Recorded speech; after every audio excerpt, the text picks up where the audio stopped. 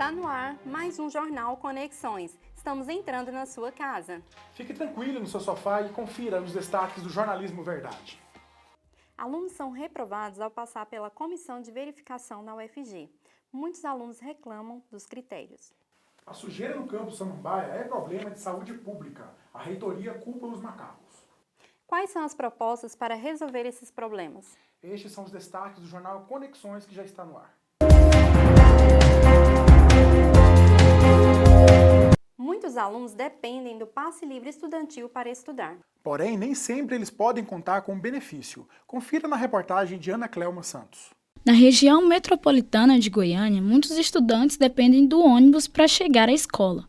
Para custear a despesa, o programa Passe Livre Estudantil do Governo do Estado disponibiliza 48 passagens por mês para os alunos. Mas os atrasos são reclamação constante de quem precisa do benefício. Às vezes a gente não tem só a questão de ir para a faculdade, a gente tem que exercer algumas outras atividades na universidade, seja trabalho ou enfim, seja qualquer outra forma. Os governantes acham que a gente só vai e só volta para casa. Com o novo passe livre em vigor desde o ano passado, não há mais a possibilidade de pagar meia passagem ou recarregar a carteirinha. Além disso, os créditos não são cumulativos, ou seja, no fim do mês, as passagens restantes do mês anterior simplesmente desaparecem. Quando o estudante perde o prazo para realizar o cadastro, vai ter que esperar até o próximo semestre para fazer novamente. Isso significa um gasto que equivale a quase um salário mínimo. Para uma família que tem mais de um estudante, isso é ainda pior. Além de gastar com as despesas escolares, ainda tem o transporte que é público. A mais velha, ele nunca caiu, assim, ele caiu no ano passado, no começo desse ano, aliás, e agora depois que voltou agora, começou as aulas de novo, não caiu ainda. A gente sempre tem que estar desembolsando mesmo. A previsão é que os créditos sejam depositados no 10º dia útil de cada mês, o que nem sempre acontece. Mais uma dor de cabeça para os estudantes. Meu passe livre sempre caiu no período certo, mas eu conheço alguns colegas que já tiveram problema com relação a isso. Todos eles tiveram que arcar do próprio bolso, sempre tiveram que caçar alguma forma de pagar. Às vezes até tiveram que faltar porque não tinha como vir para a faculdade, porque não tinha como pagar. Lixeiras abarrotadas, muito lixo e os macacos espalhando pelo campus. Professores e alunos querem saber quando vai ser solucionado esse problema. Confira na reportagem. Sacolas, garrafas PETs, restos de comida estão espalhados por todos os cantos no campus. Além da falta de recolhimento, as lixeiras para o descarte simplesmente desapareceram. E a UFG tem até uma quantidade razoável de lixeiras, porém elas são muito ignoradas pelos próprios estudantes e membros aqui da comunidade da UFG, porque onde quer que olhamos tem lixo, né, no campus. Além da falta de lixeiras, o sumiço dos cestos coloridos de reciclagem é outro problema. A falta de lixeiras comuns e praticamente a inexistência de lixeiras recicláveis evidencia a falta de local apropriado para condicionar o lixo no campus. Como a nossa espécie não come o próprio, nem conta com outra para ajudar, então a gente tem um volume muito grande se comparado aos outros, né, que também geram, mas que no ciclo se fecha. Em nota enviada à nossa reportagem, a reitoria culpou os macacos por espalhar o lixo nos contêineres espalhados pelo campus. A afirmação, no entanto, não convence. Não convence ninguém, né? Nem a você, nem a mim, nem ninguém. Eles, como todos nós, somos vítimas dessa situação. O Brasil recicla menos de 5% do lixo, muito longe de nações desenvolvidas que reaproveitam mais de 50% dos seus rejeitos. Com isso, o país perde 70 bilhões de reais. A falta de separação adequada provoca acúmulo e coletores que poderiam ser aliados espalham ainda mais sujeira. Apenas aqui no restaurante universitário são produzidos 3 toneladas de lixo todos os meses. 50 quilos de plástico mole, 180 quilos de papelão e 250 quilos de lixo orgânico. Será mesmo que a culpa é dos macacos? A gente já pode fazer com que o nosso lixo reciclável se torne reciclável. Para a gente não ter aquele monte de inservíveis e para não ter um monte de alimentos misturados com plástico, papel e etc. Agora vamos falar de coisas boas. Estudar em outros estados enriquece a cultura dos alunos. Isso mesmo, Cida, e a coordenação de assuntos estudantis explica qual o procedimento para quem deseja fazer a mobilidade. O Brasil é um país de dimensão continental. Para o estudante de graduação, é importante conhecer novas culturas, ter acesso a formas diferentes de aprendizado, além de novas experiências. O Programa de Mobilidade Acadêmica dá oportunidade a estudantes de instituições federais de ensino superior realizarem intercâmbio entre elas. Eu tive o maior ganho humanístico, né, da minha vida, de morar fora, de fazer, começar uma vida fora, de procurar estágio, fazer novos amigos, realmente viver em uma cidade que eu nunca tinha vivido antes. Isso foi ótimo. A Universidade Federal de Goiás conta com 3 tipos de mobilidade para os alunos.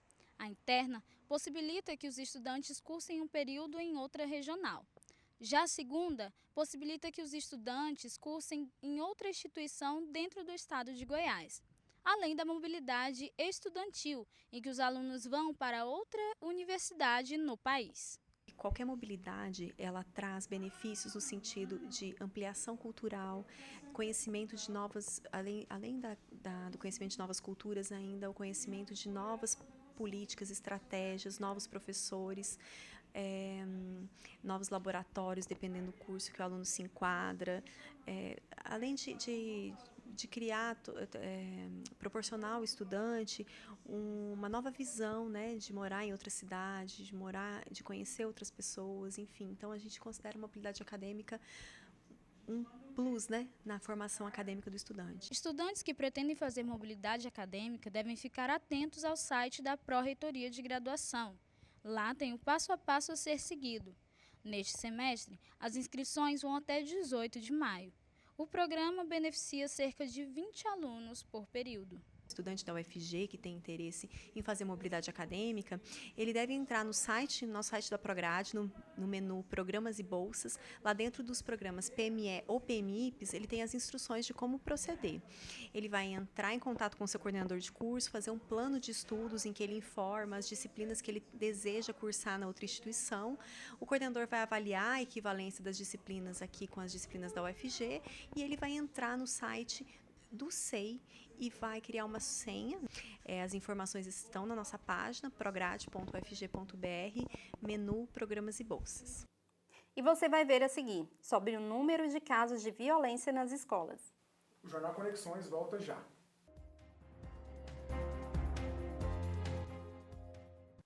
Goiânia recebe o título de capital mais violenta da América Latina. Cida, e as pessoas estão assustadas com a onda de insegurança. Confira na reportagem de Rafael Caíque. De acordo com estimativas do Instituto Brasileiro de Geografia e Estatística, a capital goiana já possui quase 1,5 milhão de habitantes. O aumento populacional em ritmo crescente de Goiânia também é acompanhado por uma série de problemas, como as dificuldades de mobilidade, desemprego e aumento da violência urbana. Assalto, roubo de celular, estupro, a gente vê falando aí. Assassinato mesmo, a gente vê aqui nessa praça de vez em quando. São esses os crimes. Em 2015, um estudo da ONG mexicana Conselho Cidadão pela Seguridade Social Pública e Justiça Penal apontou que Goiânia ocupava a 29ª posição entre as 50 cidades mais violentas do mundo, ficando à frente de cidades do México e África do Sul. Da noite, nas 7 horas, ninguém quer mais sair de casa, nem para ir no mercado. Eu chego, eu desço no ponto, eu vou correndo até em casa. 2 crianças aqui, né, dois adolescentes, tinha 2 rapazes aqui e assaltaram eles. A segurança pública é dever do Estado e direito de todos, e é exercida para a proteção do patrimônio e das pessoas. E cabe à Polícia Militar do Estado de Goiás a manutenção da ordem pública em Goiânia. Somente esse ano, tem alguns dados que têm que ser passados, este ano nós já estamos com mais de 5.500 foragidos recapturados em todo o estado. Nós já estamos com mais de 4.800 armas retiradas das ruas em todo o estado, além de mais de 33 toneladas de drogas apreendidas. Com o objetivo de reduzir os índices de criminalidade na capital, a PM tem desenvolvido projetos e ações principalmente em parceria com a população. E são colocados policiais para estarem, quando a sociedade necessita, ela tem o 190, ela tem o telefone da sua viatura que patrulha o seu local e tem ainda a rede social que ela lança lá. Tantos indivíduos em atitude suspeita aqui na rua tal, e o policial, ao verificar daquilo, já manda a viatura para o local. Então, Cida, essa escalada da violência já está nos relatórios, né? Segundo o mapa da violência divulgado no ano passado, O estado de Goiás é o quarto maior em índice de homicídios e o feminicídio está em segundo lugar, vice-campeão no país. E o problema não para aí. Aumenta o número de alunos com posse de arma dentro das escolas, que agridem alunos e profissionais. Confira na reportagem. A escola é uma instituição de ensino e aprendizado, e seu papel é de grande importância na socialização das crianças e, consequentemente, na formação de cidadãos. Ou pelo menos deveria ser assim. Nos dias de hoje, a tranquilidade no ambiente escolar deu lugar a uma onda de medo e insegurança. Muitas vezes, essa violência pode ter origem até mesmo no contexto familiar. Eu já separei briga muitas vezes, inclusive já saí arranhada dessas brigas. A gente percebe o colega que xinga o outro, às vezes algumas ações que parecem inocentes, um apelido que muitas vezes ele acha, mas não está incomodando. Mas tudo isso a longo prazo causa um transtorno, um problema maior. A violência está se tornando rotina nas escolas. A forma mais comum é a verbal, com xingamentos e, em casos mais graves, podem ocorrer isolamento, exclusão da vítima e até violência física. Com essa explosão de violência, alunos, professores e outros profissionais da educação se tornam reféns do medo. Uma pesquisa da Organização para a Cooperação e Desenvolvimento Econômico indica que o Brasil está no topo do ranking da violência nas escolas e 12,5% dos professores afirmaram ser vítimas de agressões verbais ou de intimidação de alunos pelo menos uma vez por semana. O que acontece na escola é de responsabilidade da própria instituição, mas o processo educacional começa dentro de casa e é por isso que o diálogo entre a família e a escola se faz necessário. Essa agressão que a gente sofre desde a infância, né, o jeito de falar, a forma bruta que se fala com a criança mesmo, isso é um dos fatores que aguça essa agressividade. E no próximo bloco você vai conferir por que foi formada a Comissão de Verificação de Cotas. O Jornal Conexões vai para um rápido intervalo e volta já já.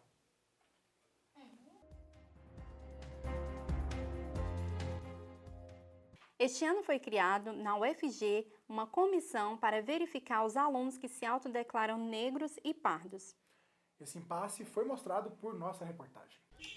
Apesar de considerar importante, relevante as cotas raciais como uma forma de se corrigir uma dívida histórica, né, que o Estado brasileiro precisa assumir em relação a essa população, eu vejo que as cotas relacionadas às cotas sociais, elas são mais relevantes porque elas levam em consideração classes. A família também não tem condições de manter duas casas, a gente aqui e eles lá. Então a Bolsa Permanência ela ajuda a gente a manter estudando, ajuda a gente a poder se alimentar na universidade e também com os materiais que a gente precisa durante todo o curso. Eu acho as cotas muito importantes porque no nosso sistema educacional brasileiro hoje há uma assimetria muito grande, principalmente de inclusão. O perfil das pessoas que frequentam a universidade mudou muito e eu acho isso uma coisa muito importante porque a educação, na minha opinião, é uma coisa universal e para todos. Nas 500 maiores empresas brasileiras, apenas 4% dos cargos executivos são ocupados por pessoas negras. Na política, dos 513 deputados federais, 80% são brancos. E nas instituições de ensino superior, 12% dos alunos são negros. Para tentar diminuir essa desigualdade racial existente no país, foram criadas as cotas.